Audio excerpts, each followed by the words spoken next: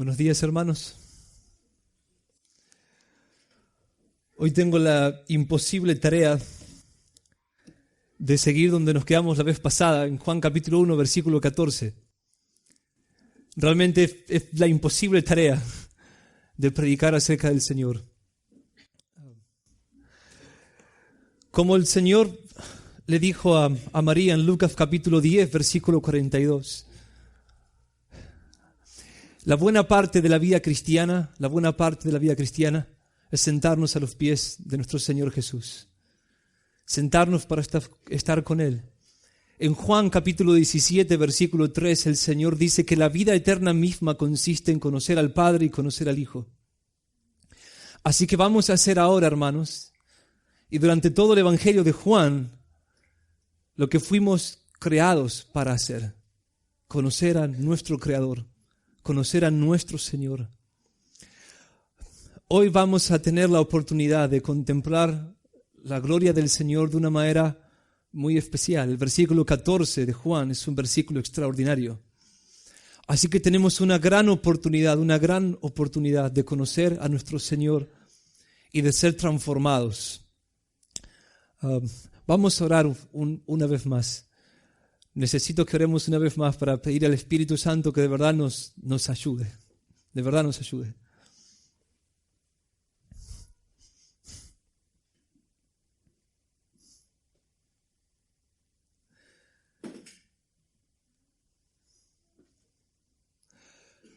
Oh Dios nuestro.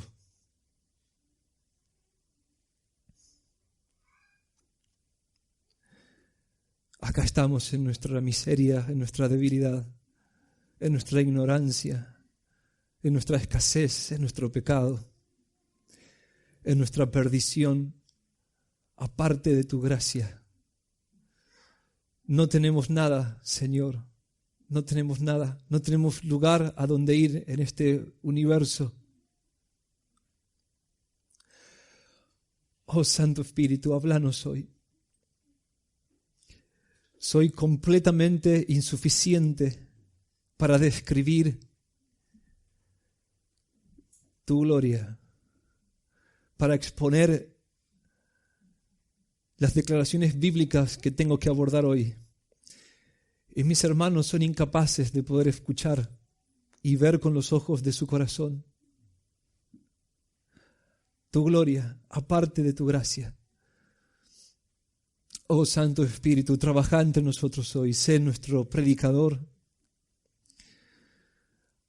Corre el velo para que podamos ver algo más de esa gloria inaccesible en la que habitas en tu Trinidad. Mostrarnos al Hijo y por medio de Él mostrarnos todas las cosas. Ayúdanos hoy, ayúdanos. Fortalece a tu pueblo, consola a tu pueblo, Señor. Levanta a tu pueblo. Ordenad las cosas. Oh Señor, que al finalizar la exposición, por favor, todos podamos, como cantábamos recién, rendidos, proclamar que mereces ser nuestro Señor. Que así sea. Que así sea. Amén. Hagamos un rápido repaso hasta llegar al versículo 14. El Evangelio de Juan es el Evangelio del Logos. El Evangelio de Juan es el Evangelio del Logos, es la biografía del Logos. Juan capítulo 1, versículo 1, en el principio estaba el verbo o Logos en griego, y el verbo estaba con Dios y el verbo era Dios. Por lo tanto, el concepto de Juan, al usar la palabra verbo o Logos en griego, es crucial para comprender el resto del Evangelio. Esta es la biografía del Logos de Dios. La biografía del verbo de Dios. De Él es de quien Juan nos habla. Ahora Juan, recuerden, toma la palabra logos del mundo griego. Es un término técnico de la filosofía griega. Para los filósofos griegos el logos es el principio de inteligencia absoluto no personal. El principio de inteligencia absoluto no personal, el principio racional que da definición, coherencia y sentido a la vida. Ellos creían que venían del Logos, que el Logos había creado todo y dependían del Logos para conocer todas las cosas. La búsqueda de la filosofía para ellos era la búsqueda del Logos. La búsqueda del Logos. Lo que Juan nos dice entonces, cuando él dice en el principio era el Logos, y el Logos estaba con Dios, y el Logos era Dios, es que el Logos no es un principio de inteligencia absoluto, no personal, sino que el Logos es Dios. Él está diciendo a los griegos, el Logos es Dios. Aquella fuente de inteligencia que ustedes reconocen y de la que dependen, no es un principio racional, no personal que está ahí, es Dios, es Dios. Es Dios el Logos. En Juan capítulo 1, versículo 18, Juan define teológicamente sus palabras. A Dios nadie le vio jamás. El unigénito Hijo que está en el seno del Padre, el Logos, Él le ha dado a conocer. Él le ha dado a conocer. El Logos viene a dar a conocer a Dios. El Logos es aquel por medio del cual podemos conocer a Dios. Ese es el Logos. Ahora hemos visto 8 declaraciones de Juan acerca del Logos hasta ahora. La primera característica del Logos es preexistente. En el principio existía el Verbo. Preexistente.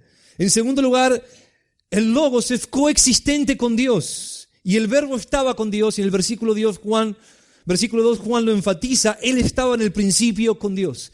Preexistente con Dios y coexistente con Dios. En tercer lugar, y el Verbo era Dios, el Verbo es coigual con Dios. Preexistente juntamente con Dios, coexistente con Dios, coigual con Dios. Cuarta declaración, el Logos es el creador de todas las cosas. Todas las cosas, versículo 3, fueron hechas por medio de Él y sin Él nada de lo que ha sido hecho fue hecho. Él no fue creado porque nada de lo que ha sido hecho fue hecho sino por medio de Él. Por lo tanto, Él no es creado, Él lo hizo todo. Versículo 4, en Él estaba la vida. En Él estaba la vida. Él es la fuente de la vida. Quinta declaración. El Logos alumbra la conciencia de los hombres. El Logos alumbra con la verdad la conciencia de los hombres. Versículos 4 y 5. En Él estaba la vida y la vida era, tiempo pasado, la luz de los hombres. Versículo 5. Y la luz brilla, tiempo presente, en las tinieblas. Este mundo expulsó a Dios de su creación, Dios aceptó el veredicto, pero Dios no abandonó completamente su creación. La luz del Logos era y brilla, dice Juan, era y es. La luz, como dice en el versículo 9, que alumbra a todo hombre que llega a este mundo. En medio de la oscuridad, en medio de las tinieblas, el Logos habla en secreto a la conciencia de los hombres. Su luz brilla en medio de las tinieblas de este mundo caído. En sexto lugar, Juan declara que el Logos que alumbra a todo hombre decidió venir al mundo para intensificar su luz, para aumentar, para multiplicar su caudal de luz. Versículo 9, existía la luz verdadera que viene al mundo. O como traduce la Reina Valera, la luz que alumbra a todo hombre venía a este mundo. La luz que alumbra a todo hombre venía a este mundo, venía a traer más luz. Venía a traer más luz. En séptimo lugar, hemos visto que el mundo rechazó al Logos. En el mundo estaba y el mundo fue hecho por medio de Él y el mundo no le conoció. El mundo no le conoció. El mundo significa no entró a una relación personal con Él. El mundo no lo reconoció. Versículo 11, su pueblo no lo reconoció. A los suyos vino y los suyos no le recibieron. El pueblo amado y escogido de Dios, a quien el Logos vino a traer más luz, a hablar cara a cara y mirándoles a los ojos, lo rechazó. No fue recibido en su propia casa. Y en octavo lugar hemos visto que, aunque el mundo en general no le reconoció, e Israel en general no lo reconoció, a todos los que le recibieron, dice Juan, algunos aceptaron la luz del Logos. A los que le recibieron les dio potestad de ser hechos hijos de Dios, un nuevo estatus. Ahí nos quedamos. Ahora hasta acá, el lector del Evangelio de Juan, hasta el momento podría pensar que Juan está hablando de manera poética para hablar acerca del logos, que él está hablando en el mismo sentido en el cual un filósofo griego podría definir logos, pero solo de una manera poética, que él está personificando poéticamente al logos. Eso es lo que un griego podría pensar hasta el momento leyendo a Juan. Un judío podría pensar que Juan, de manera poética, está personificando algún aspecto de Dios, como su sabiduría o su poder. Que Juan está hablando de manera poética para hacer referencia al logos como la sabiduría o el poder de Dios que se revela al mundo, que se revela a Israel. Sin embargo, de manera breve, directa, concisa, como a Juan le gustan las cosas, en el versículo 14, él declara, y el Verbo se hizo carne. Y el Verbo se hizo carne. Hasta el momento él no lo había dicho. Hasta el momento Juan no lo había dicho. Hasta el momento sus declaraciones podrían ser tomadas de manera poética. Juan parece estar hablando como un místico. Sin embargo, en el versículo 14, todos los lectores de la carta de Juan tuvieron que parpadear. Y el Verbo se hizo carne. El Logos se encarnó. El Logos asumió naturaleza humana. Cuando Juan escribe en el versículo 9, la luz que alumbra a todo hombre venía a este mundo, significa encarnación. Encarnación, eso es lo que significa. En los versículos 29, 19 y 20, entonces, Juan identifica finalmente al Logos con el Mesías. El Logos es el Mesías. El Logos es el Mesías.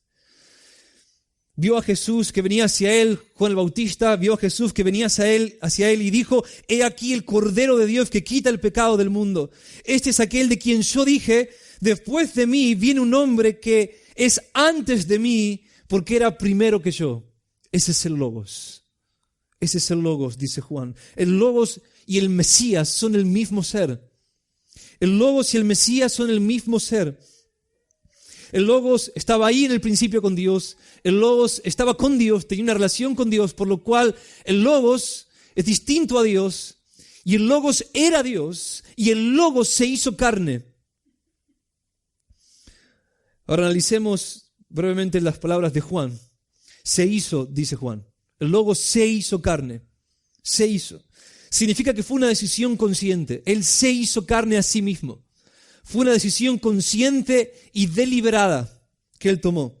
Ahora Juan es muy específico en su vocabulario. Él dice, se hizo carne, y el Verbo se hizo carne para no dar lugar a dudas de que él realmente se encarnó.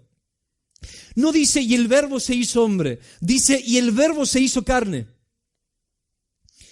Para no dar lugar a dudas acerca de la literalidad de su lenguaje.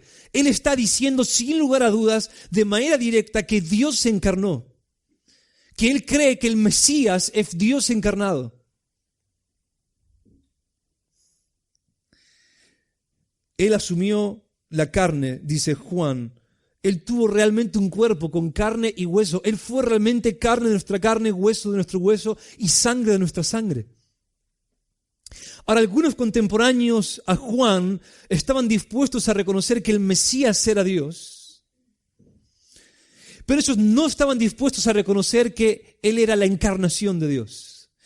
Ellos estaban dispuestos a reconocer que el Mesías era Dios, pero entonces aclararían lo siguiente: es Dios en apariencia humana. Dios en apariencia humana. No Dios realmente en carne, no el Creador convertido en criatura. Ellos dirían que es una blasfemia pensar que Dios podría convertirse en hombre, que es una imposibilidad lógica. ¿Cómo el Creador podría convertirse en una criatura? Pero Juan no da lugar a dudas en su lenguaje. En el principio era el Verbo, y el Verbo estaba con Dios, y el Verbo era Dios, y el Verbo se hizo carne y habitó entre nosotros.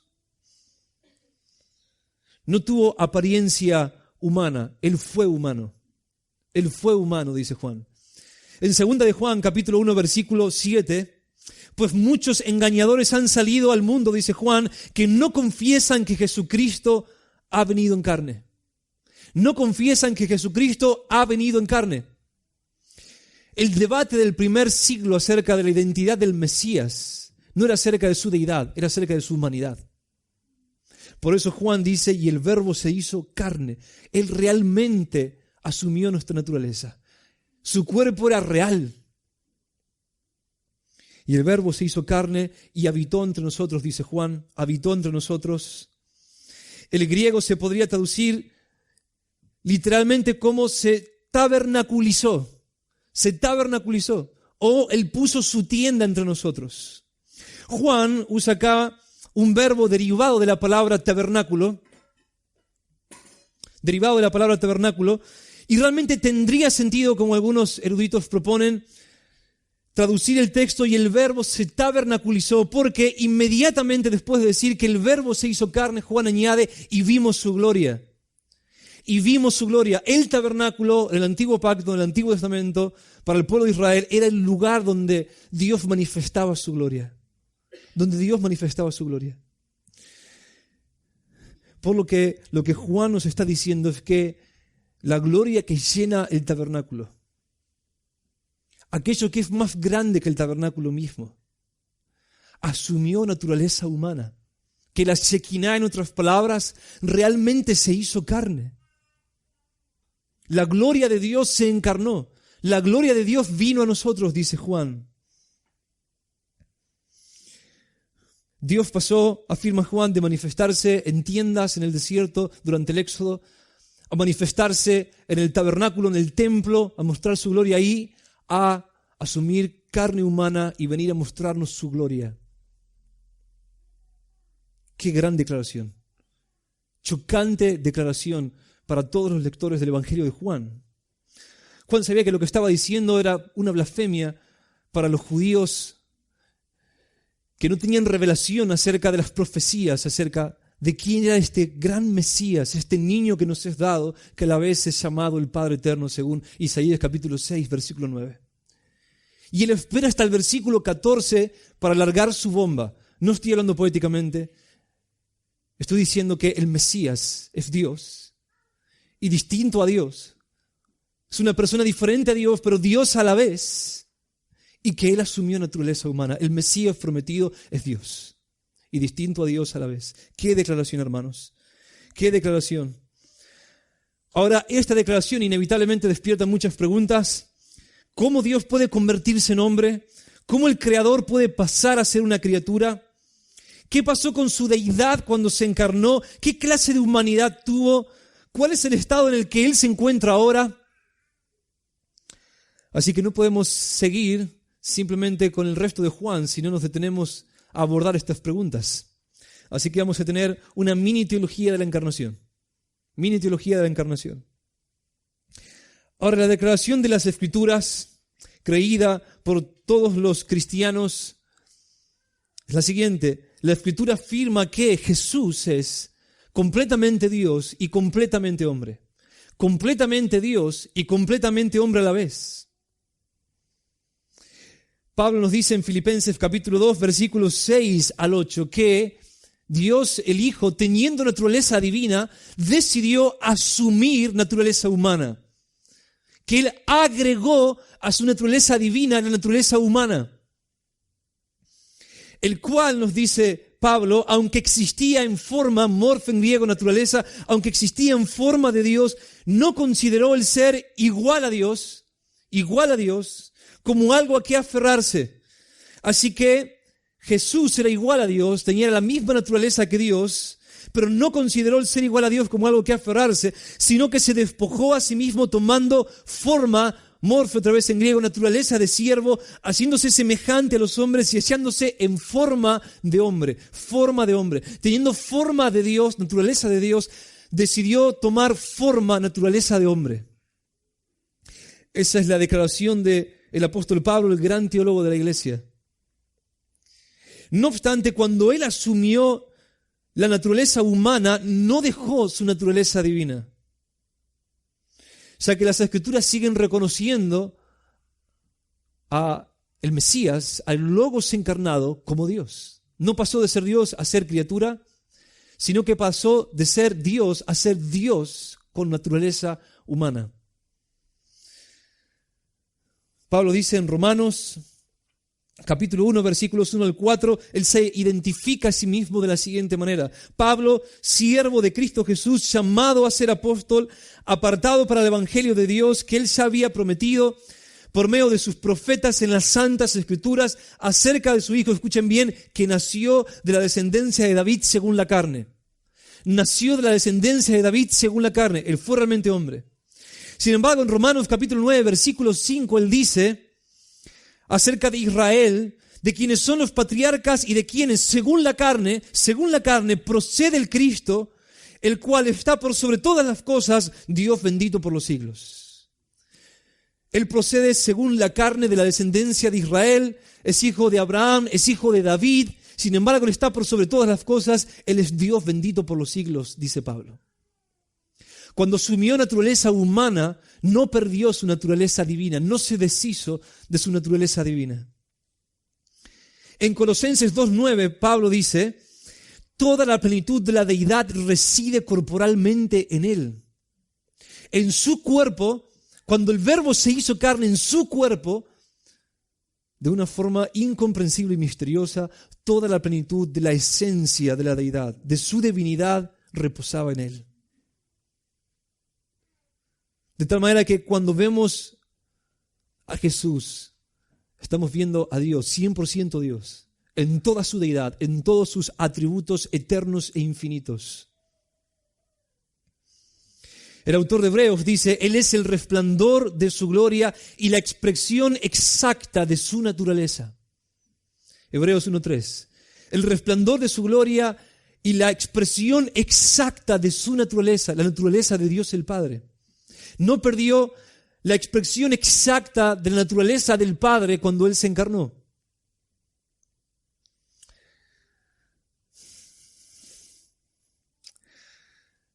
Un teólogo hace un resumen de cómo toda la historia de la redención proclama que el Mesías iba a ser 100% hombre, pero a la vez Dios en carne. Dios en carne. Él dice, el lenguaje corriente de la Escritura con respecto a Cristo prueba que Él fue a la vez divino y humano. En el Antiguo Testamento Él es descrito como la simiente de Abraham, de la tribu de Judá y del linaje de David. Como quien ha de nacer de una virgen en la ciudad de Belén, como varón de dolores, como manso y humilde, como portador del castigo de nuestros pecados y derramando su alma hasta la muerte. Él es presentado en todo lugar como un hombre. Al mismo tiempo, Él es presentado en todo lugar como Dios. Él es llamado Hijo de Dios, Emmanuel, el Dios poderoso, Jehová justicia nuestra. Y se dice de Él que es desde la eternidad, entronizado en el cielo y recibiendo la adoración de los ángeles. Sería idolatría adorar a un hombre. En el Nuevo Testamento, el mismo modo de presentación continúa. Nuestro Señor hablando de sí mismo y los apóstoles cuando hablaban de Él, uniformemente hablaban de Él como un hombre. En el Nuevo Testamento se provee su genealogía para demostrar que Él era de la casa y del linaje de David. Registra su nacimiento, vida y muerte. Lo llama el Hijo del Hombre, el hombre Cristo Jesús. Pero con uniformidad nuestro Señor asume y los apóstoles le atribuyen una naturaleza divina. Él declara de sí mismo ser el Hijo de Dios que existe desde la eternidad, teniendo todo el poder en los cielos y en la tierra, teniendo el derecho a toda reverencia, amor y obediencia debida a Dios. Los apóstoles le adoraron, le llamaban el gran Dios y Salvador, reconocían su dependencia de Él y su responsabilidad ante Él. Y miraban a Él para perdón de sus pecados, para santificación y para vida eterna. Estas representaciones conflictivas, esta constante descripción de la misma persona como hombre y también como Dios, no admite solución sino en la doctrina de la encarnación. Esta es la clave de toda la Biblia. Si esta doctrina es negada, todo es confusión y contradicción. Si es admitida, todo es luz, armonía y poder. Cristo es tanto Dios como hombre, en dos distintas naturalezas y una persona por siempre. Este es el gran misterio de la deidad. Dios fue manifestado en carne.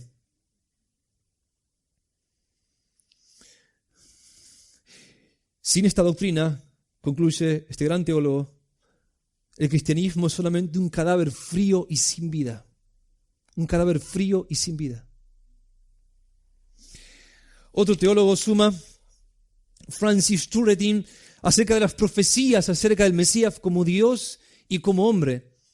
Si como profeta él debía ser tomado de entre sus hermanos, sin embargo fue tal profeta que debía ser escuchado bajo pena de muerte según Deuteronomio capítulo 18 versículo 19. Él es un niño nacido en un tiempo como hombre, pero también un hijo el cual es el Padre eterno como Dios según Isaías 9:6. La descendencia de David según la carne, pero Jehová justicia nuestra de acuerdo al Espíritu según Jeremías capítulo 23 versículo 6. Un hijo que ha de nacer de una virgen, pero su nombre sería Emmanuel, Dios con nosotros, según Isaías capítulo 7 versículo 14. El mensajero del pacto enviado por Dios para la obra de salvación, pero él mismo, el Señor que viene a su templo, según Malaquías capítulo 3, versículo 1. Un ciudadano de Belén que ha de nacer en un oscuro lugar, pero un gobernante cuyos inicios y salidas son desde la eternidad, según Miqueas capítulo 5, versículo 2. Un sacerdote, pero uno por siempre. Un rey, pero un rey cuyo reino no tendrá fin. La simiente de David según la carne, pero el Hijo de Dios según el Espíritu de santidad, según el cumplimiento de las profecías, tal y como las ve Pablo en Romanos capítulo 1, versículos 3 y 4. Esta es la declaración ortodoxa, la confesión de fe de los cristianos acerca del Mesías, y el Verbo se hizo carne. 100% hombre, 100% Dios. 100% hombre, 100% Dios. Nos hallamos, por supuesto, acá ante un gran misterio. Un gran misterio. El misterio más grande de toda la Escritura. Pablo mismo, el teólogo de la iglesia, confiesa en 1 Timoteo capítulo 3, versículo 16, e indiscutiblemente grande es el misterio de la piedad. Dios fue manifestado en carne. Indiscutiblemente grande es el misterio de la piedad. Nadie lo puede resolver. Nadie puede negar que es un gran misterio, dice Pablo. Dios fue manifestado en carne. Sería más fácil, hermanos, encerrar todos los mares en una taza de té que entender cómo lo infinito pudo tener relación con lo finito, cómo el Creador pudo volverse criatura sin dejar de ser el Creador. Cómo una misma persona puede tener dos naturalezas, una omnipotente, omnipresente y omnisciente, y una frágil y débil como la de cada uno de nosotros. Así que hacemos bien al seguir la exhortación de Charles Wesley, quien en uno de sus himnos nos exhorta diciendo: hondo misterio, el inmortal hacerse hombre y sucumbir. Hondo misterio. En vano intenta sondear tanto prodigio el querubín. Mentes excelsas, no inquirid, y al Dios y hombre bendecid. Oh, hermanos, la doctrina de la encarnación no es para ser entendida, es para adorar. La doctrina de la encarnación es para adorar. No obstante, aunque son pocas las cosas en positivo que podemos decir, más que una persona, dos naturalezas, es útil aclarar qué no significa o implica la encarnación. Eso es todo lo que podemos hacer. Cuando las criaturas hablan de los misterios del Creador, simplemente dicen no significa esto, no significa lo otro. El lenguaje de la Escritura con frecuencia es simplemente negativo. Cuando habla acerca de Dios, describimos qué no es, más que lo que es. En Cristo hay una unión de la deidad del Hijo con nuestra humanidad, no de una persona divina con una persona humana. No de una persona divina con una persona humana.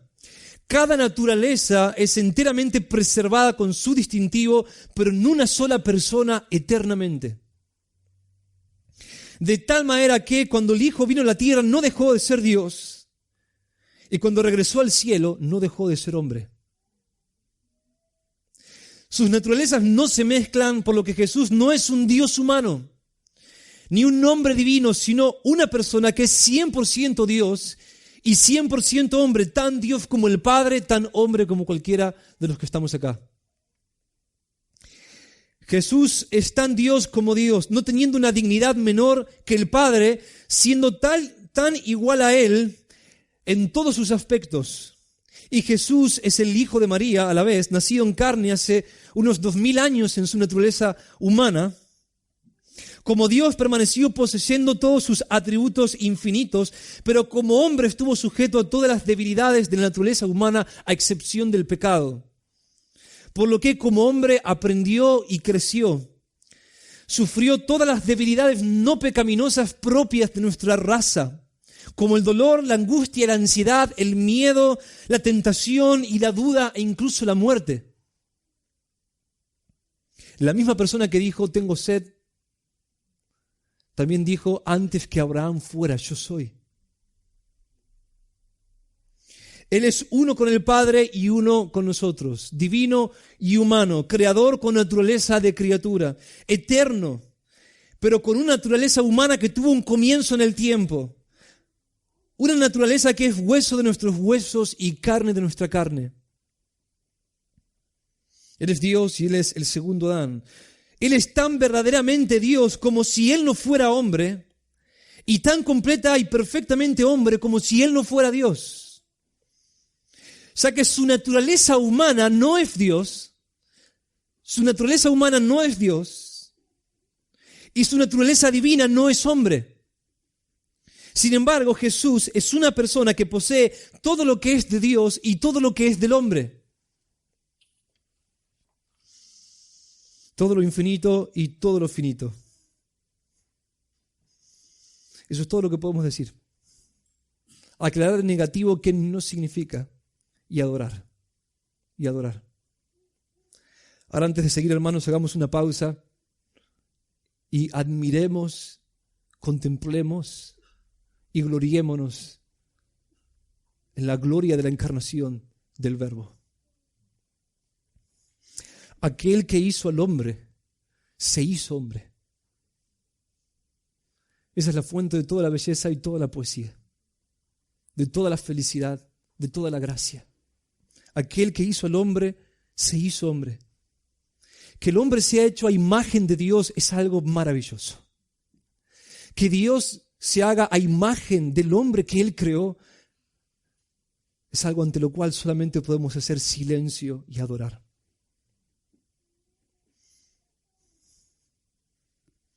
El alfarero se convirtió en arcilla. El Creador entró en la creación como parte de ella, de una vez y para siempre.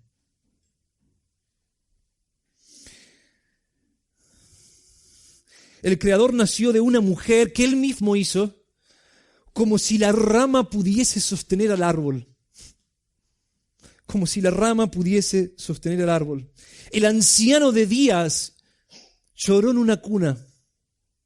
El que puso las estrellas en su lugar y las gobierna con el poder de su palabra. Aquel que es temido por todo el cosmos, mamó del pecho de una mujer pecadora. Y él así, como dijo C.S. Lewis, había una vez en el mundo un pesebre y lo que había en el pesebre era más grande que el mundo.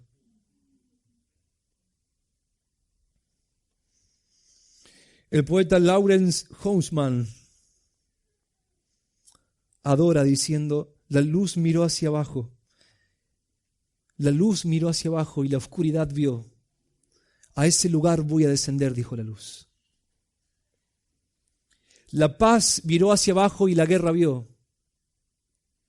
A ese lugar voy a descender, dijo la paz. El amor miró hacia abajo y el odio vio. A ese lugar voy a descender, dijo el amor. Oh, hermanos, el Verbo se hizo carne. El sabio de Eclesiastés, cansado de la monotonía de la vida, dice en el capítulo 1, versículos 9 al 10 de su carta, de su escrito, de su libro, lo que fue, eso será, lo que se hizo, eso se hará, no hay nada nuevo bajo el sol. ¿Hay algo que se puede decir, mira, esto es nuevo?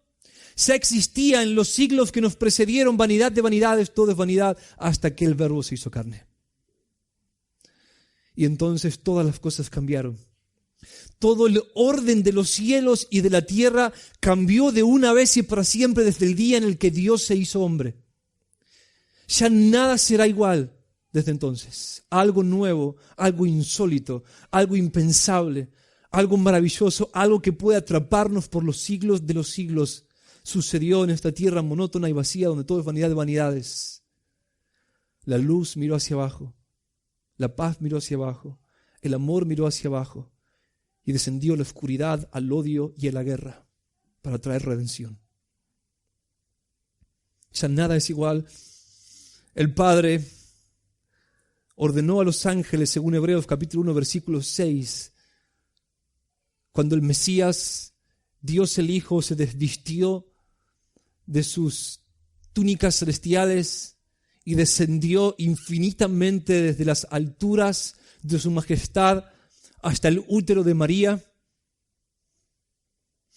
Cuando eso sucede, el Padre ordenó a los ángeles, cuando trae el primogénito al mundo, dice el Padre, adórenle todos los ángeles de Dios.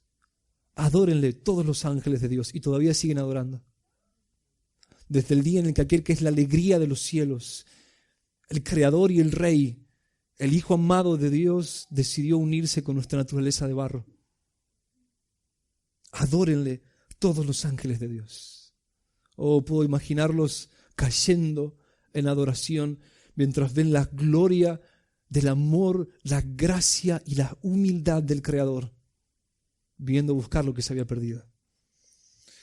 ¡Qué idea la encarnación! ¡Qué idea! ¡Qué idea! Solamente Dios podía haber pensado algo así. De todas las maravillas que Dios ha hecho, esta es la más asombrosa. Toda maravilla deja de asombrar y toda belleza se desvanece ante la gloria de la encarnación. De tal manera que no hay cántico más elevado que nosotros podamos tener que este. Y el Verbo se hizo carne y habitó entre nosotros.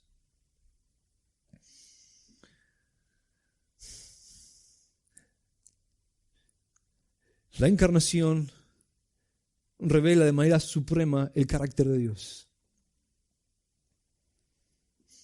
Dios es tan glorioso que tan solo mirar fuera de sí mismo representa un acto de condescendencia. El Salmo 113, versículos 5 y 6 dice: ¿Quién es como el Señor nuestro Dios, que está sentado en las alturas? Vean esto, que se humilla para mirar lo que hay en el cielo y en la tierra. Cuando Él simplemente mira fuera de sí mismo, cuando Él sale de sí mismo, de su estado de autoadoración, en el seno de su Trinidad, para mirar lo que Él creó, Él debe humillarse para hacerlo. Sin embargo, aunque existía en forma de Dios, no consideró el ser igual a Dios como cosa a que aferrarse, dice Pablo, acerca de Dios el Hijo, sino que se vació o se despojó a sí mismo, tomando forma de siervo, hecho semejante a los hombres, y estando en condición de hombre, se humilló a sí mismo. Oh, hermanos, asómbrense ante el hecho de que el Dios excelso, que debe humillarse para mirar fuera de sí mismo, no tiene orgullo. No tiene orgullo.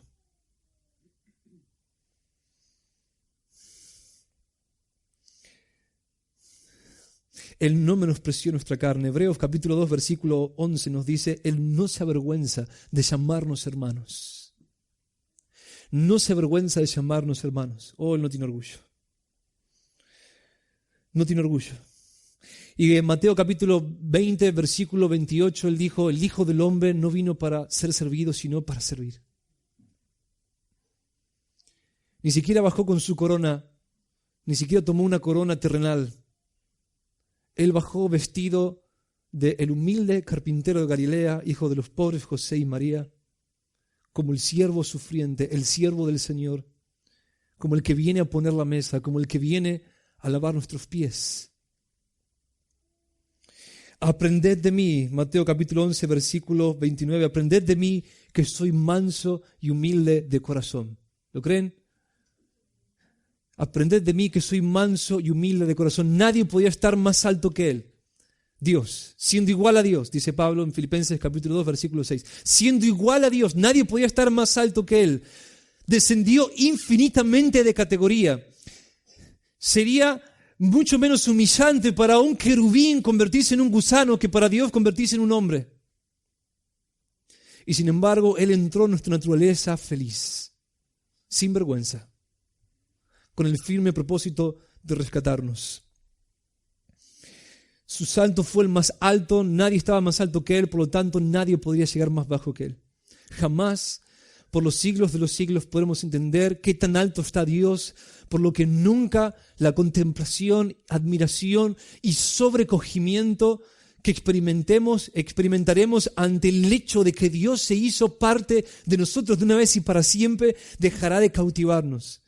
Siglo tras siglo tras siglo, la gloria de la encarnación, en la medida en que se revela a nosotros conforme podamos entender qué significa que Dios es Dios, creará nuevos cánticos que adornarán y llenarán de gozo los cielos y la tierra nuevos. Ese es nuestro destino.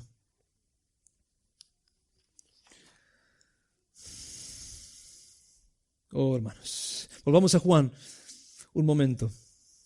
Volvamos a Juan.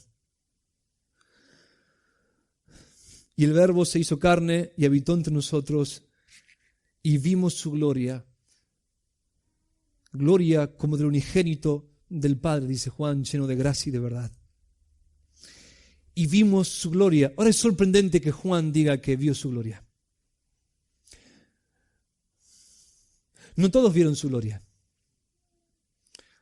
Juan dice, el Verbo es Dios. Vimos su gloria. La gloria de Él es la gloria de Dios. Es la gloria de su igualdad con el Padre, la gloria del Verbo que estaba en el principio y estaba con Dios y era Dios. Esa es la gloria. Como Jesús mismo en Juan capítulo 14, versículo 19 lo dice, Felipe le pregunta, mostranos al Padre, mostranos al Padre, mostranos al Padre. Jesús le dijo, tanto tiempo he estado con vosotros y todavía no me conoces, Felipe. El que me ha visto a mí ha visto al Padre, porque yo y el Padre uno somos. Esa es la gloria del unigénito del Padre. Unigénito significa único hijo del Padre, el único hijo eterno del Padre, Dios el Hijo, la segunda persona de la Trinidad en ser revelada. Esa es la gloria que Juan vio. Vimos su gloria. No era solamente hombre, era Dios, dice Juan, vimos su gloria. Ahora, no obstante, no todos lo vieron. Juan confiesa que eres el Verbo eterno, preexistente, coexistente, coigual con Dios y encarnado, pero otros dijeron, ¿no es este el carpintero, hijo de María, hermano de Jacobo, José, Judas y Simón? ¿No están sus hermanas aquí con nosotros? Y se escandalizaban a causa de él, según Marcos capítulo 6, versículo 3. No todos vieron su gloria. Algunos cayeron a sus pies como Tomás en Juan capítulo 20 diciendo, Señor y Dios mío, Señor y Dios mío. Pero otros dijeron en Juan capítulo 10, versículo 30, no te apedreamos por ninguna obra buena, sino por blasfemia, porque tú, siendo hombre, te haces Dios. Algunos creyeron en él, otros pensaron que era un blasfemo. Él vivió más de 30 años en la vieja Galilea y la mayoría de las personas que lo vieron no vieron ninguna gloria ahí.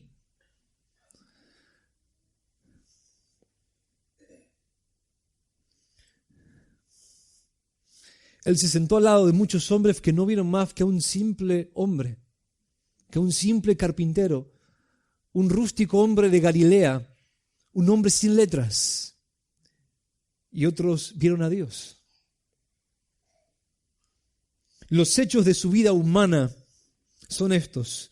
Como alguien lo resumió alguna vez, un niño nace en un pueblo oscuro y es criado en una aldea insignificante hasta que tuvo 30 años, trabajó en un taller de carpintería y luego por 3 breves años como un predicador ambulante.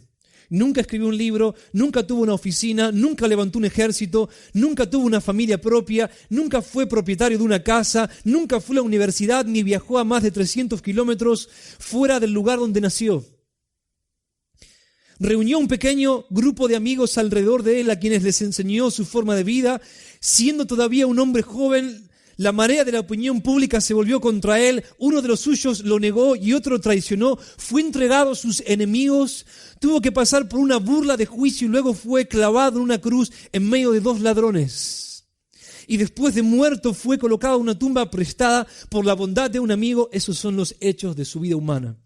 Eso es todo lo que algunos ven cuando ven a Jesús. Y otros caen a sus pies diciendo, oh, Él es Dios, Él es Dios, Él es Dios. ¿Cómo puede ser? Porque cuando el Verbo se encarnó, intencionalmente Él veló su gloria, escondió su gloria.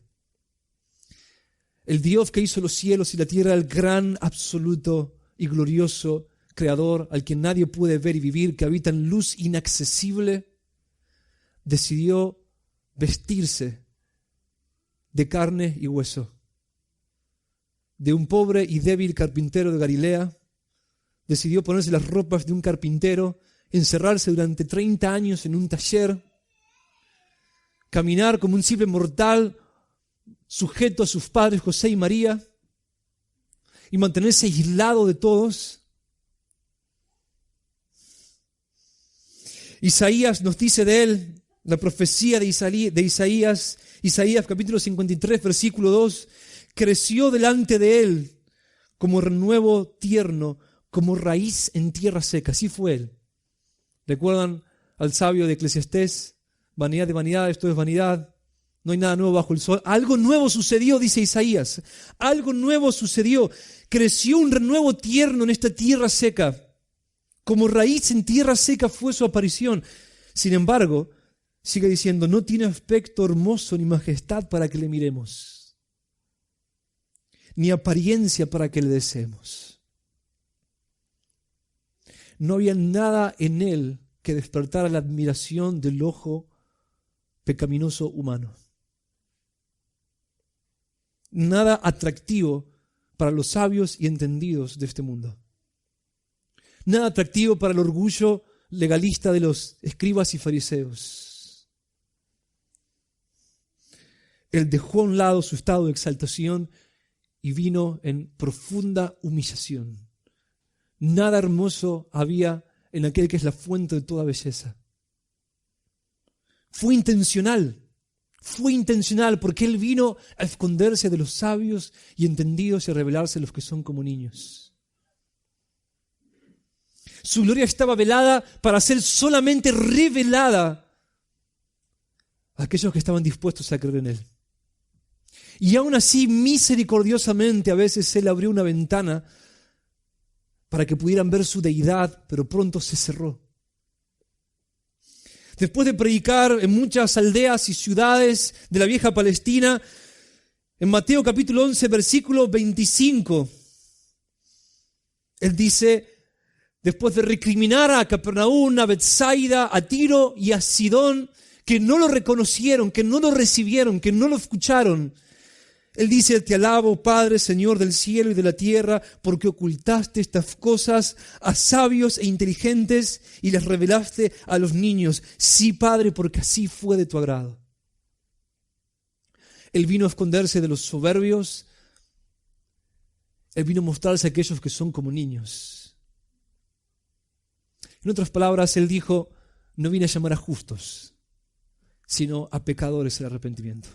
No justos que no necesitan salvación, sino pecadores que no reconocen que son pecadores. Los sanos no tienen necesidad de médicos, dijo, sino los enfermos. O fue a ellos, a esos que eran pecadores, pero como niños dispuestos a reconocer que eran pecadores que necesitaban un salvador, enfermos que necesitaban un médico a quienes Él reveló su identidad.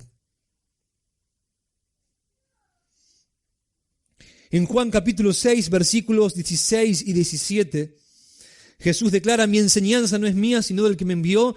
Si alguno quiere hacer su voluntad, la del Padre al que me envió, sabrá si mi enseñanza es de Dios o si hablo por mí mismo. Todos los que quieren hacer la voluntad de Dios reconocerán que yo vengo de Dios, dice Jesús, y que todo lo que digo es la verdad. Pero quienes no estén dispuestos no podrán hacerlo. Este es un tema recurrente en el Evangelio de Juan, una y otra vez, una y otra vez, una y otra vez. Juan nos muestra a Jesús escondiéndose de los sabios entendidos y yendo a buscar intencionalmente a los pecadores que estaban dispuestos a recibirlo. En Juan capítulo 5, versículos 43 y 44, él dijo a los maestros de Israel: yo he venido en nombre de mi Padre y no me recibís. Si otro viene en su propio nombre, a ese recibís. ¿Cómo podéis creer cuando recibís gloria los unos de los otros y no buscáis la gloria que viene del Dios único?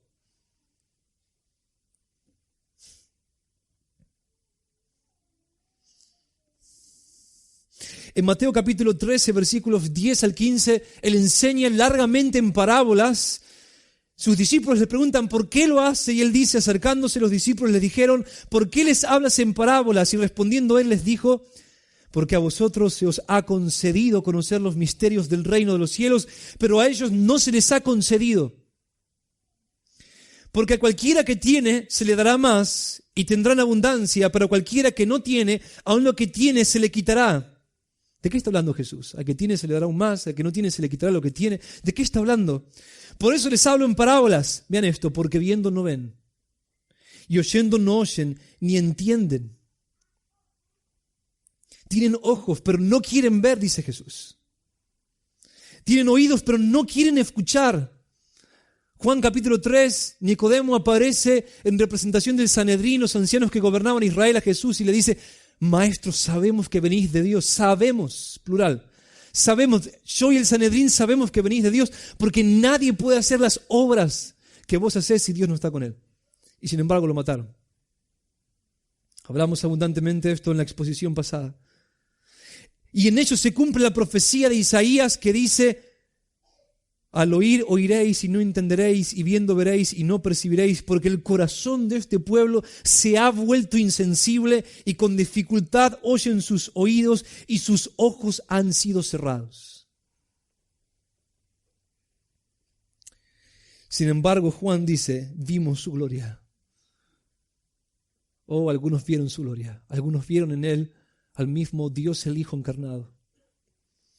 En la próxima exposición ampliaré todas las formas en las que el Evangelio de Juan, la gloria de la igualdad del Mesías con Dios se manifiesta en su enseñanza, en su carácter, en sus milagros. Por hoy vamos a terminar contemplando la máxima revelación en el Evangelio de Juan de la igualdad del Mesías con Dios. La palabra gloria, doxa en griego, significa expresión, manifestación. Vimos su gloria significa vimos quién Él es. Vimos la manifestación de quién Él es. Vimos su gloria. ¿Y qué vio Juan? Lleno de gracia y de verdad. Vimos su gloria lleno de gracia y de verdad. La manifestación de su gloria fue la manifestación de la gracia y la verdad de Dios. Gracia es el amor incondicional de Dios y la verdad es la revelación inequívoca de Dios acerca de todas las cosas. Eso es lo que vimos, dice Juan. Distintivamente su gloria fue la gloria de la gracia y de la verdad. ¿Y cuál es la cúspide, el clímax, la cima de la manifestación de la gloria, de la gracia y la verdad de Dios en Jesús? Su crucifixión. Su crucifixión. La manifestación más alta de su gloria. De la gloria de la gracia, como le gusta decir a Pablo en Efesios capítulo 1, versículo 6, la gloria de la gracia y la máxima revelación de quién es Dios. La cruz es el sol que alumbra la historia de toda la humanidad. Toda la vida de Jesús fue una preparación, una antesala para la demostración de la máxima gloria, la gloria de su sacrificio expiatorio en nuestro lugar. La gloria de la encarnación fue una preparación para la gloria de la crucifixión. La belleza de la humillación fue el primer paso. El segundo paso, el descenso más grande, era la cruz, el escalón final, aunque existía en forma de Dios, no estimó el ser igual a Dios como cosa que aferrarse, sino que se despojó a sí mismo, tomando forma de siervo, hecho semejante a los hombres, y estando en forma de hombre, se humilló a sí mismo, haciéndose obediente hasta la muerte y muerte de cruz. La misión de su encarnación era la muerte de cruz, la sustitución.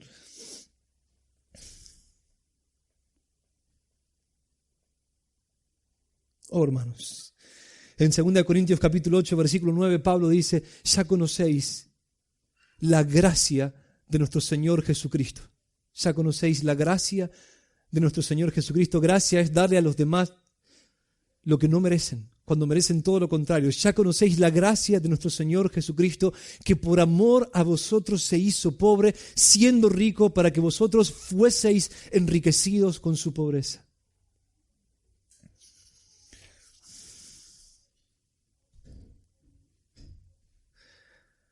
Él nació para morir. Nació para morir. No solamente dejó atrás el trono, la compañía de millares y millares de ángeles que le adoraban. No solo se vistió de carpintero de Galilea, sino que lo fue perdiendo todo, se fue empobreciendo y se fue empobreciendo, hasta que le quitaron sus túnicas, le quitaron sus ropas, lo desnudaron completamente, lo torturaron, lo golpearon, lo insultaron, lo escupieron, le pusieron una corona de espinas, un cetro falso en su mano, un manto escarlata, y en vez de darle gloria y honor, lo colgaron en una cruz. Se empobreció hasta perderlo todo. Renunció a su igualdad con Dios, a su estado de exaltación, hasta que no le quedó nada. Y estando en la cruz, Dios mío, ¿por qué me has abandonado? ¿Por qué me has abandonado? Aún el Padre lo abandonó, el sol se oscureció, las tinieblas llenaron todos, aún la naturaleza lo abandonó, y la vida finalmente salió de él, y solamente del Verbo quedó un cadáver colgando en una cruz en medio de dos ladrones. Así de profundo fue su descenso, así de absoluto fue su empobrecimiento. Dios encarnado muriendo desnudo en una cruz, bajo nuestra maldición, abandonado por el cielo y la tierra, colgado entre el cielo y la tierra, rechazado por el cielo, rechazado por la tierra, rechazado por el Padre, rechazado por los hombres, cargando en soledad absoluta, en plena oscuridad, en medio de las densas tinieblas que llenaron la tierra, la ira de Dios, toda nuestra vergüenza, toda nuestra condenación. No solamente se hizo pobre, sino que fue a pagar las deudas de los demás.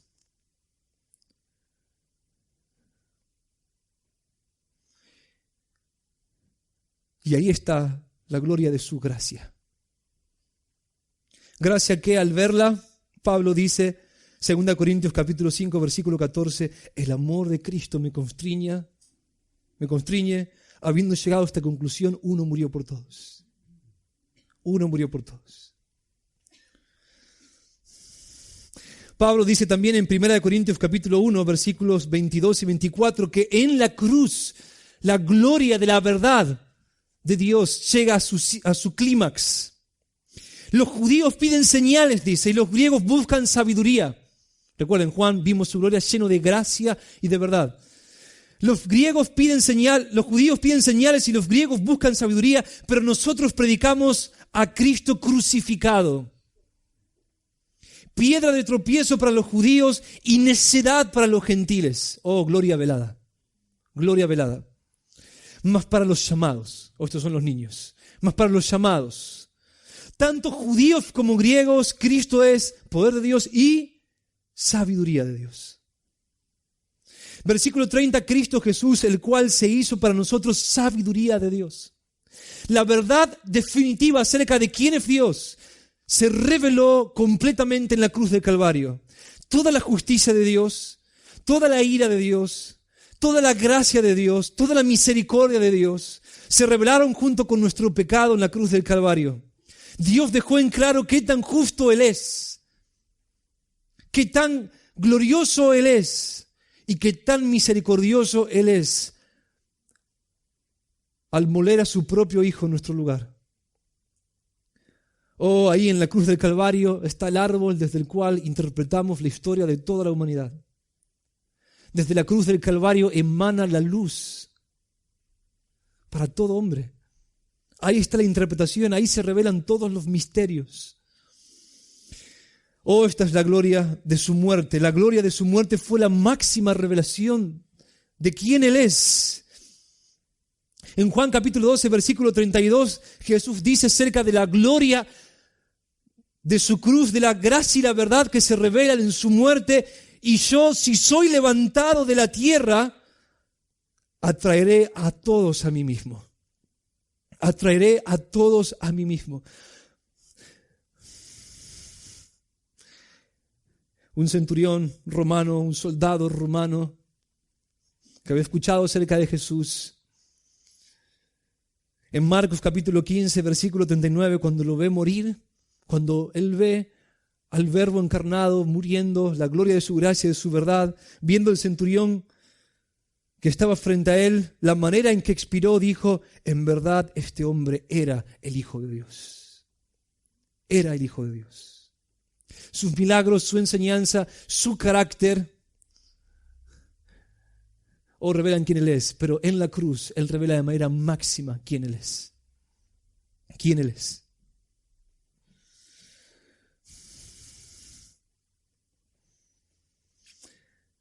Déjeme terminar así, hermanos. Ciertamente morirás, dijo nuestro Dios a nuestros padres, Adán y Eva en Edén, respecto a la prohibición de comer del árbol, del fruto del conocimiento del bien y del mal. Si comes, ciertamente morirás.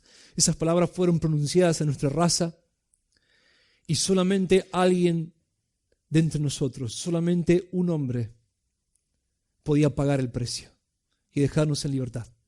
Solamente un hombre, solamente la carne y la sangre contra la cual la maldición se produjo podía deshacer la maldición. Solamente un hombre podía pagar. Para salvarnos, Dios necesitaba encarnarse. No podía salvarnos de otra manera. Su encarnación fue una necesidad. Él necesitaba ser hombre para poder sufrir y morir en nuestro lugar. Hebreos capítulo 2, versículo 14. Así que por cuanto los hijos participan de carne y sangre, Él igualmente participó también de lo mismo. Versículo 17. Para hacer propiciación por los pecados del pueblo. No se encarnó para disfrutar de placeres terrenales, para venir a disfrutar de la bondad humana o algo por el estilo. Él se encarnó para probar la muerte. Hebreos 2.9 vemos a aquel que fue hecho un poco inferior a los ángeles, es decir, a Jesús coronado de gloria y honor a causa del padecimiento de la muerte, para que por la gracia de Dios probara la muerte por todos. Para eso se encarnó, para probar la muerte. Ese fue el fin de su encarnación. Este es el mensaje de Juan. Juan capítulo 1, versículo 29. He aquí el Cordero de Dios que quita el pecado del mundo. El Logos es el Cordero de Dios. Él vino como Cordero. Cuando Él estaba en el pesebre ya era un Cordero. Toda su vida de inocencia fue una preparación para el sacrificio. Eso es lo que fue. Él siempre fue un Cordero. Murió no como una víctima, sino como un voluntario. No como un mártir, sino como un héroe. Él dijo en Juan capítulo 10, versículo 18, nadie me quita la vida, sino que yo la doy por mi propia voluntad. Él vino para eso. Por lo cual, al entrar en el mundo, Hebreos capítulo 10, versículo 5 en adelante, dice, sacrificio y ofrenda no has querido, Dios mío, Padre mío, pero un cuerpo me has preparado para mí. Un cuerpo me has preparado para mí. En holocaustos y sacrificios por el pecado no te has complacido. Entonces dije, he aquí, yo he venido, como en el rollo del libro está escrito de mí, para hacer, oh Dios, tu voluntad. Y ciertamente todo sacerdote está de pie día tras día, ministrando y ofreciendo muchas veces los mismos sacrificios que nunca pueden quitar los pecados. Pero Él, habiendo ofrecido un solo sacrificio por los pecados para siempre, se sentó a la diestra de Dios, esperando de ahí en adelante hasta que sus enemigos sean puestos por estrado de sus pies, porque por una ofrenda Él ha hecho perfectos para siempre a los que son santificados. Y también el Espíritu Santo nos da testimonio, porque después de haber dicho: este es el pacto que haré con ellos después de aquellos días, dice el Señor, pondré mis leyes en su corazón y en su mente las escribiré, añade, y nunca más me acordaré de sus pecados e iniquidades. A eso vino. El Cordero que quita el pecado del mundo. A eso vino.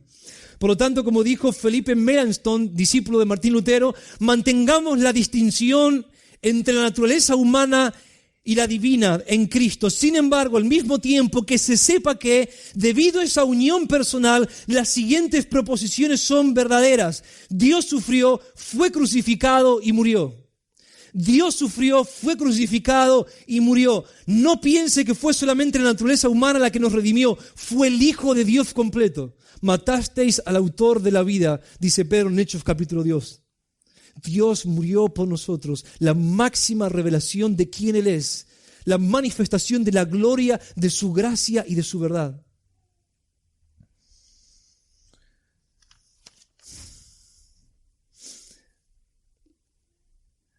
Finalmente, hermanos, Juan no hace muchas aplicaciones. Juan no hace aplicaciones. Él predica acerca de Cristo y lo deja todo el Espíritu Santo. La gloria de Él se autentifica a sí misma. Cuando lo vemos, no hay dudas. No hay dudas.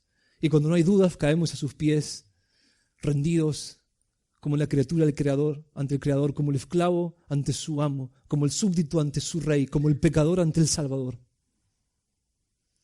Prediquen acerca de la gloria de la cruz y verán el poder de Dios. Prediquen acerca de la gloria de la cruz y verán el poder de Dios. ¿Qué es lo que se autentifica dentro de nosotros mismos? Termino con un poema. Si nunca te hemos buscado, te buscamos ahora. Tus ojos arden a través de la oscuridad. Son nuestras únicas estrellas. Necesitamos la visión de las marcas de espinas en tu frente. Te necesitamos a ti, oh Jesús, el de las cicatrices. En todo el universo no tenemos ningún lugar.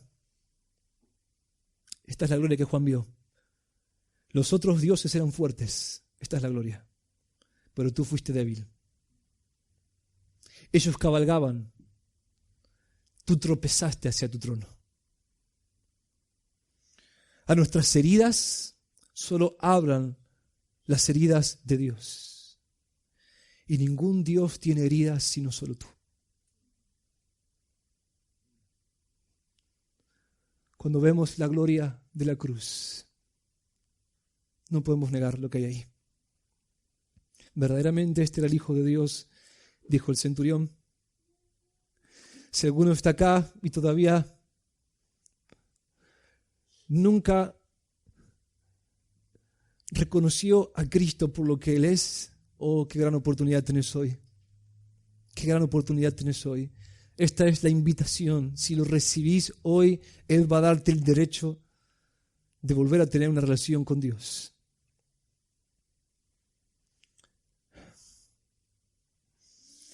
Te adoramos, Señor. Te adoramos. Te adoramos. Te adoramos. Oh, te adoramos. Te adoramos. Toda la gloria sea tu nombre. Seas exaltado, Señor. Seas exaltado. Seas exaltado. Vos merecés reinar sobre nosotros. Vos merecés toda nuestra devoción y toda nuestra lealtad. Vos merecés todo nuestro arrepentimiento por todos nuestros pecados. Bendito sea tu nombre, Señor. Que te adoren los ángeles.